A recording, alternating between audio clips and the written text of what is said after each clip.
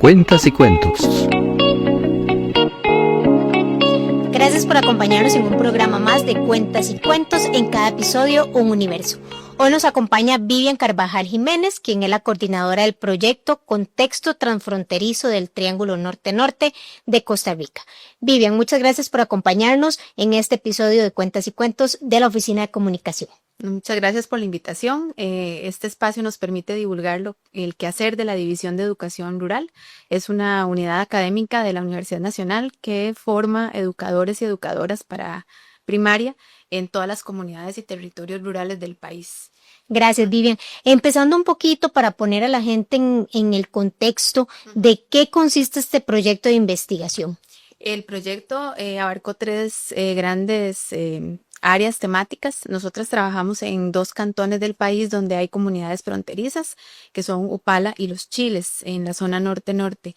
En estos cantones abarcamos un total de 8 comunidades en profundidad, luego extendimos a 2 comunidades más, 4 en Upala y las demás comunidades en Los Chiles. Tratamos de acercarnos un poco a comprender cómo la gente se percibe a sí misma en términos de su identidad, porque son zonas donde hay mucha fluctuación de migrantes y personas que han nacido en uno u otro país, pero se asientan en estas localidades. Y también tratamos de analizar cómo se cumplen o no se cumplen los derechos humanos a los que deberían tener acceso estas personas. Finalmente, tratamos de ahondar un poco también en la realidad socioeducativa de estas 8 comunidades y cómo se vivencia ya en sus escuelas y colegios. El proyecto acaba realmente de llegar a su etapa final en diciembre del 2024. Arrancamos en el 2021 con una inquietud para satisfacer una necesidad que no había sido cubierta, de conocer un poco más qué ocurría en los contextos fronterizos de nuestro país, especialmente porque nosotros en la División de Educación Rural tenemos grupos en formación docente en estos territorios. Entonces queríamos pues no solo ahondar y profundizar en el contexto, sino nutrir el plan de estudios, hacerlo más pertinente a la realidad de estas personas. Y en esta investigación que realizaron, ¿qué encontraron? La investigación tiene como 3 focos grandes. Uno era analizar el cumplimiento de los derechos humanos de las poblaciones que residen en zonas de frontera. El otro tenía que ver con acercarnos a cómo las personas comprenden y perciben su identidad. Y el último tiene que ver con la realidad socioeducativa de estos contextos. Las comunidades fronterizas, hablaba usted de que enfrentan estas vulneraciones de derechos humanos. ¿Cuáles son las principales violaciones documentadas y por qué se han normalizado en esta zona? Bueno, hay mucho estudio sobre lo que ocurre en las zonas Cuentas y fronterizas, cuentos. norte-norte, ¿verdad? Estamos hablando de las zonas de frontera con Nicaragua. Nosotras trabajamos particularmente en los cantones de Upala y Los Chiles, en 8 comunidades, luego lo extendimos un poquito más a 10 comunidades, 4 en Upala y las restantes en Los Chiles. Las vulneraciones de derechos abarcan prácticamente todas las dimensiones de los derechos humanos. Hay mucho escrito sobre lo que tiene que ver con la violación de derechos laborales, personas que trabajan jornadas extenuantes en condiciones insalubres, con muy poca seguridad, muy por debajo del salario mínimo, sin ningún tipo de reconocimiento por días libres, vacaciones, seguridad social, etcétera. De eso hay mucho documentado y fue pues el tema que más salió cuando conversamos con las personas en las comunidades. Vimos también mucha vulneración al tema de derechos de salud, porque es muy poca la atención y el acceso real a los EVAIS o a los hospitales. Las comunidades están muy alejadas, no hay transporte público, el EVAIS abre solo 2 días a la semana, tiene que atender varias comunidades a la vez, entonces no es tan fácil cuando hay sobre todo un tratamiento crónico o una enfermedad severa que implica moverse fuera de la comunidad hacia el centro del cantón, porque el transporte es muy escaso y es muy, muy caro. Salir de la comunidad y entrar en un transporte privado te puede costar 2-3 días de salario. Entonces es realmente difícil para las personas que residen en las zonas. Eso pues repercute en otros derechos como la vida digna, ¿verdad? Hay personas también ahí que no vieron la posibilidad de reconocer su su nacionalidad ni en Nicaragua ni en Costa Rica, que nacieron en estas zonas y a pesar de estar en territorio tico no aparecen inscritas en el registro civil, por ejemplo, entonces hay apatridia también, entre otras, ¿verdad? Sí hay un asunto pues sensible en ese tema. Hay pocas oportunidades educativas, aunque en las escuelas vimos que se acepta y se trabaja y se procura que niños y niñas pues reciban una educación de calidad, no importa dónde vivan o dónde nacieron. Lo cierto es que una vez que terminan la primaria, el acceso a la secundaria se dificulta y las oportunidades de ir a la educación superior son, bueno, remotas, ¿verdad? No hablemos de otras posibilidades de educarse, no sé, con un INA, por ejemplo, o, ¿verdad? Son de verdad escasos y como te decía, para las personas es muy difícil salir de esas localidades a la cabecera del cantón. Bueno, importante entonces mencionar que estas vulneraciones se dan, digamos, en la parte laboral porque necesitan hacerlo. Entonces, aunque no se cumpla con estos derechos humanos, aceptan las condiciones laborales. Se ha normalizado, ¿verdad? Las personas prefieren esas situaciones a perder el trabajo y no tener ningún tipo de ingreso, ¿verdad? En la parte educativa también se podría decir que la prioridad, porque en este tipo de familias es el trabajo. Entonces, a veces no envían a los menores de edad a estudiar, sino a trabajar. Hay situaciones, pero por lo menos en la primaria encontramos que la gente está realmente tratando de que niñas y niños estudien. Incluso las familias que viven en pobreza extrema están tratando de enviar a los niños a la escuela. Y hay un factor ahí que es determinante, y es que para muchos de esos niños y niñas, la única alimentación completa que reciben es en la escuela. Entonces, si van a la escuela, tienen su meriendita y tienen su almuerzo asegurado. Y eso pues hace que eso es una motivación adicional muy grande para que las familias mantengan a los chicos ahí, ¿verdad?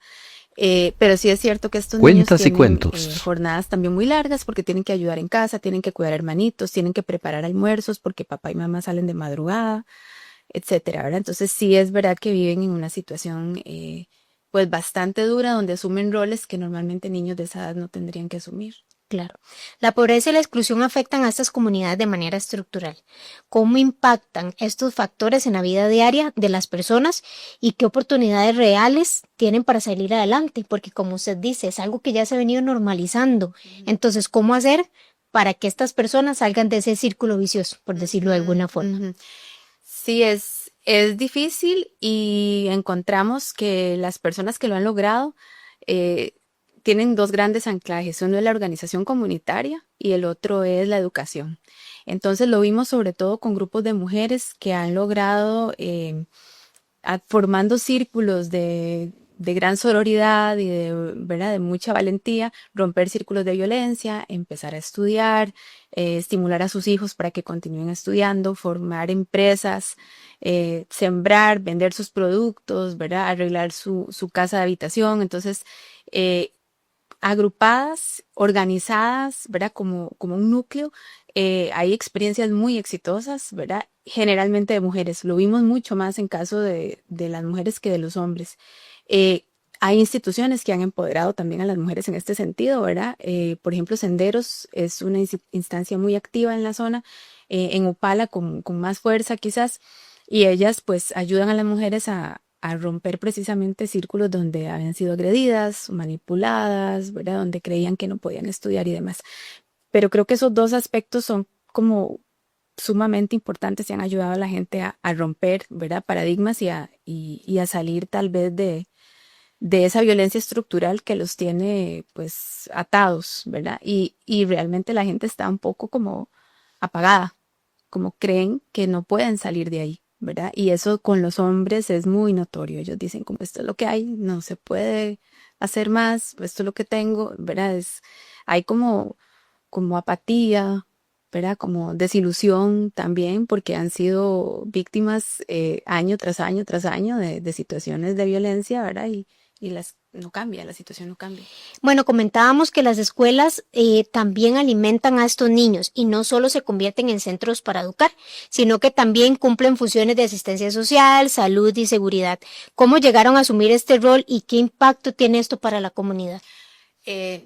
Yo creo que muchas de estas escuelas y sobre todo las personas que trabajan ahí como docentes son un pilar fundamental de la zona, ¿verdad? Porque ellos sostienen por voluntad propia, porque definitivamente ellos trascienden por mucho la labor educativa que les compete, dedican muchas más horas de su jornada a atender situaciones de los niños, de las niñas, a atender situaciones incluso familiares, a capacitar, ayudar a que las familias se alfabeticen, a que puedan ir a una clínica, que busquen sus papeles, ¿verdad? Y se documenten para tener acceso a otros derechos. Entonces, es gente muy, muy comprometida. Y yo diría que eso es asunto de las personas y de la gente que lidera en esas escuelas, ¿verdad? Los directores y las directoras que están realmente comprometidos y realmente ven la necesidad que hay en la comunidad, ¿verdad? Y logran también, pues, a través de esas acciones, que la comunidad les responda, ¿verdad? Y que se integre a actividades que la escuela promueve y demás. Hablando también un poquito en el aspecto de educación, a nivel país venimos hablando un poquito de la lectoescritura, ¿verdad? Del rezago que hay en aprender a leer, en aprender a interpretar textos. Estas zonas se ven muy perjudicadas por esto también, pero ¿cómo los perjudica aún más, ¿verdad? Por todo lo que ellos viven. Sí, las debilidades en el área de lectura y escritura repercuten no solo en el Cuentas y rendimiento académico cuentos. para toda la vida, sino que repercuten también en las posibilidades que estas personas van a tener en el futuro para informarse, para acceder a derechos, para acceder a espacios de participación ciudadana, ¿verdad? Para acción política en general. Entonces, no atender esa debilidad, particularmente en esas zonas, pues es condenarlos, ¿verdad? A que continúe ese ciclo de abandono, de violencia y de vulneración. Así que es una de las herramientas con las que la educación pues podría, ¿verdad? Equiparlos mejor. Es un gran reto porque las familias, como te digo, en un alto porcentaje son analfabetas y además porque no hay libros. O sea, no puedes mejorar tus capacidades de lectura si no tenés textos para leer. La única biblioteca disponible está en la cabecera de Cantón, tanto en Upala como en Los Chiles, y la gente no puede ir hasta allá a leer, ¿verdad? En las casas de estos niños no hay libros porque la prioridad es sobrevivir y la alimentación. Entonces, las escuelas tratan de conseguir materiales y tener recursos ahí para lectura, pero no es fácil, ¿verdad? Entonces, producto de esta investigación que hicimos, la División de Educación Rural formula una actividad académica para fortalecer el área de lectoescritura. Se va a trabajar en las mismas escuelas, algunas otras que se incorporan, siempre en zonas de frontera, y ya la actividad arrancó este año, entonces esperamos pues que haya más actividades en los años venideros y lograr fortalecer esa área. ¿Por cuánto tiempo va a estar la División de Eh, Educación Rural? la actividad académica está formulada en un primer momento para 3 años, pero es posible que tenga una segunda etapa, ¿verdad? A eso aspiramos, principalmente porque tenemos también en la zona grupos de estudiantes en formación, nuevos grupos, uno que está ya en diplomado en Upala y el otro que arrancó este año como grupo de nuevo ingreso en Los Chiles. Perfecto. Hablando un poquito del machismo, sigue siendo esto una barrera de desarrollo. ¿Cómo se manifiesta esa desigualdad y qué sucede cuando alguien desafía estos roles de género tradicionales en la zona? Ujú. Bueno, una de las cosas que tratamos de hacer fue abordar como las múltiples barreras, ¿verdad? Que tienen las personas y cómo son aplastadas por el sistema. Entonces, una de las cuestiones que definitivamente ejerce presión sobre las personas es el sistema patriarcal, ¿verdad?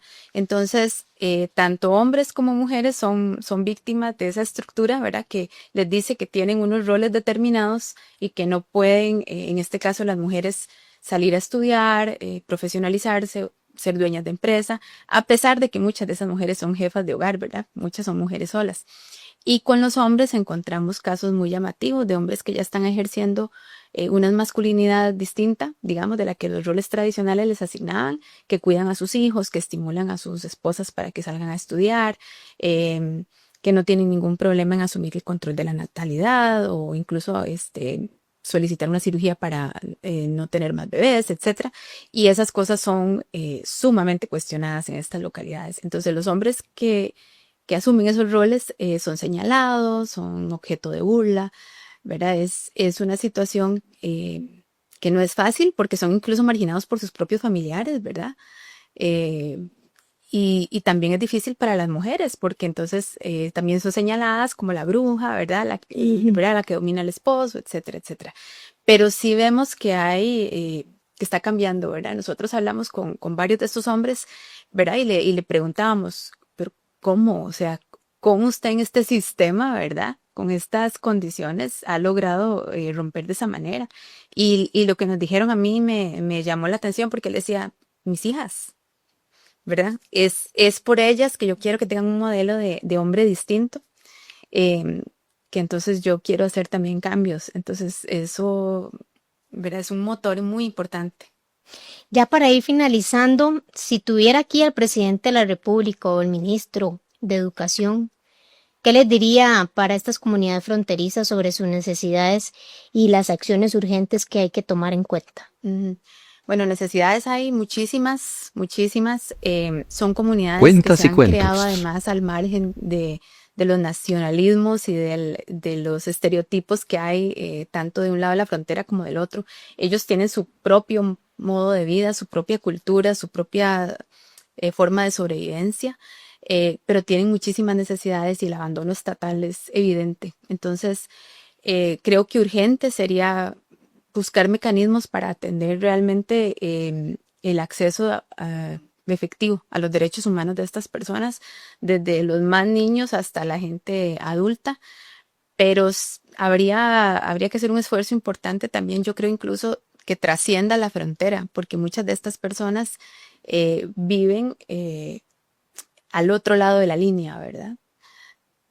Entrevistamos familias cuyo, digamos, corredor de la casa está en la carretera costarricense y la sala y la cocina están en territorio nicaragüense, por ejemplo, ¿verdad? Entonces es una forma de vida completamente fuera de lo que uno concibe, ¿verdad? Tradicionalmente. Y la imagen de frontera que ellos tienen es otra cosa, ¿verdad? Porque yo vivo allá, pero el bus de Costa Rica me permite llegar hasta aquí, entonces camino 100 metros a mi casa que está en Nicaragua. O viceversa. Yo vivo aquí en Costa Rica, pero voy y compro las medicinas en la farmacia que está allá, que ya eso es Nicaragua. O vivo aquí, pero mis hijos van a la escuela que me queda a 500 metros, que está en Costa Rica, porque la escuela nicaragüense más cercana está a 3 horas a pie. Entonces, habría que hacer también esfuerzos que vincularan, no sé, convenios con Nicaragua en este caso, que es el país vecino, de manera que se atendieran las necesidades de esta zona, ¿verdad? Habría, creo yo, que tener una mentalidad distinta para entender que ellos se perciben a sí mismos como una comunidad sin distinción de nacionalidad, de lugar de nacimiento.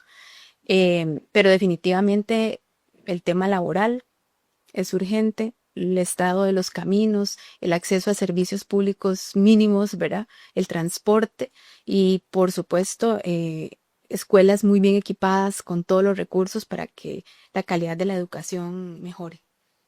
Agradecerte, Vivian, por este espacio y bueno, con este tipo de proyectos que hace la Universidad Nacional queda en evidencia, ¿verdad? Lo que es la vida por un lado y por el otro, ¿verdad? Tantas situaciones, tantas dificultades que se presentan para las diferentes familias y pues bueno que lograron finalizarlo y que esto sea también un aporte para que pronto todas estas desigualdades pues vayan en camino para ir minimizándolas. Los esperamos en un episodio más de Cuentas y Cuentos. Muchas gracias.